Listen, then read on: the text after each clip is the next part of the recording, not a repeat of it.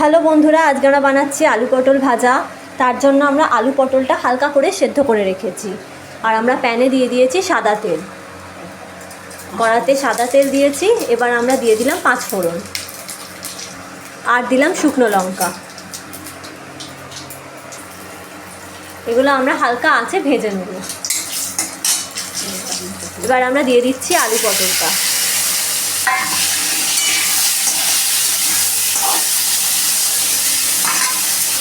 এবার আমরা দিচ্ছি হলুদ গুঁড়ো। এবার আমরা দিয়ে দিচ্ছি নুন।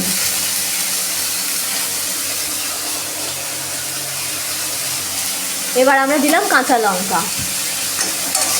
এবার আমরা এটাকে একটু নেড়ে নেব।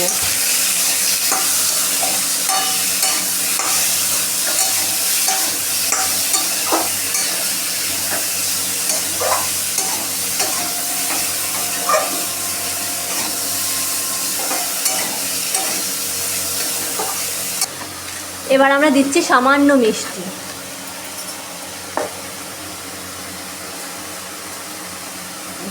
এবার আমরা দিয়ে দিচ্ছি হালকা একটু পোস্ত।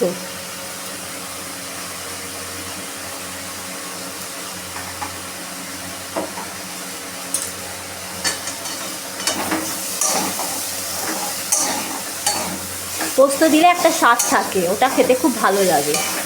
এবার আমরা এটাকে ভালো করে কষিয়ে নেব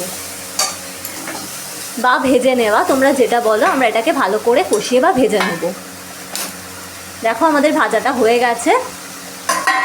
এবার এটাকে আমরা একটা প্লেটে নামিয়ে নেব।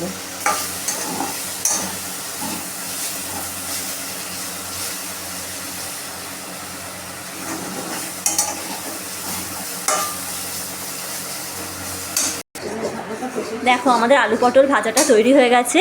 এটা ভাতের প্রথম পাতে শুকনো ভাতের সাথে খেতে দারুণ লাগে। তোমরা টেস্ট করে দেখতে পারো এটা বানিয়ে।